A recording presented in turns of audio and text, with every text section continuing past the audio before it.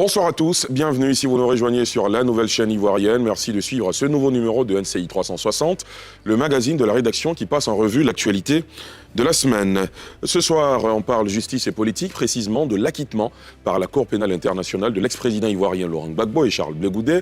Un dossier ouvert il y a 10 ans devant la CPI, la Cour pénale internationale définitivement refermée. Qu'adviendra-t-il ensuite? Quels sont les enjeux juridiques et politiques de cet acquittement? Pour en parler, je reçois pour vous, chez vous, maître Raoul Goïbi. Il est avocat. Autre avocat sur ce plateau, maître Abdoulaye Ben Meïté, docteur Sylvain Nguessan, directeur de l'Institut de stratégie d'Abidjan, docteur Naïb Prégnon, enseignant-chercheur en sciences politiques, Alafé Wakili, journaliste éditorialiste, directeur général de l'Intelligent d'Abidjan, enfin Sylvain Debaï, qui lui aussi est journaliste. Bonsoir à vous, chers invités, merci d'avoir accepté notre invitation. Bonsoir.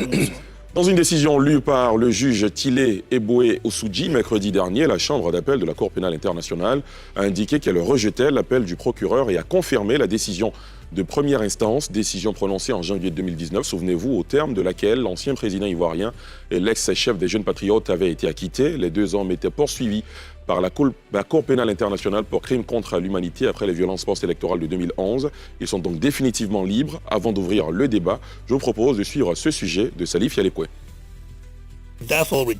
Elle rejette donc l'appel du procureur et confirme la décision de la Chambre de première instance. La Chambre d'appel révoque par la présente toutes les conditions restantes sur la libération de M. Gbagbo et de M. Blé Goudé à la suite de ce jugement. Ainsi, on a décidé la Chambre d'appel de la Cour pénale internationale, CPI, qui confirme, à travers ce verdict, la décision d'acquittement de l'ex-président de Côte d'Ivoire, Laurent Gbagbo, et son co-accusé Charles Blé Goudé dans l'affaire de crimes contre l'humanité perpétrée lors de la crise post-électorale ivoirienne de 2010 à 2011. Pour rappel, le 15 janvier 2019, la Chambre de première instance a acquitté l'ex-président ivoirien et son homme fort, ex-leader de la Galaxie patriotique. Le 16 septembre 2019, le procureur a répliqué, déposant un appel contre cet acquittement. La présidence de la CPI avait accordé en février une prorogation de mandat au juge dans l'affaire Laurent Gbagbo et Blé Goudé jusqu'au 31 mars 2021 pour clôturer le recours en appel contre leur acquittement. Monsieur, comment vous avez accueilli cette décision, docteur Sylvain Nguessan? Personnellement, c'était un sentiment de soulagement, un sentiment de joie, de savoir qu'après 10 ans, un procès qui a duré pratiquement 10 ans, après des enquêtes, après des éléments de preuve qui auraient été réunis, après des témoins qui ont défilé, que justice soit rendue, que la CPI trouve que des éléments de preuve ne sont pas réunis pour la condamnation des accusés. Moi, c'est un sentiment de joie. J'espère que cela va réconcilier une partie des Ivoiriens ou alors les Ivoiriens avec la communauté internationale, les instruments internationaux de droit, pour dire que bon, ils ne sont pas forcément dans le faux, qu'ils appliquent le droit, que la CPI n'a fait que dire le droit jusque-là. Sylvain Debaï? Je dirais tout de suite que le 29 novembre 2011, Laurent Gbagbo a été transféré à La Haye. C'était la première fois qu'un président soit transféré devant la Cour pénale internationale. Pour certains Ivoiriens, ça a été un soulagement. Pour d'autres Ivoiriens, c'était une désolation. Nous tous, en tant qu'observateurs, nous étions perplexes. Nous avions des appréhensions avec les différents rebondissements qui ont eu cours. Nous avons eu des appréhensions sur la Cour pénale internationale. Aujourd'hui, je crois que c'est un soulagement pour les uns, une déception pour les autres, mais justice a été rendue et on doit se soumettre à la décision qui a été rendue. Très bien. Docteur Naïb Prégnon?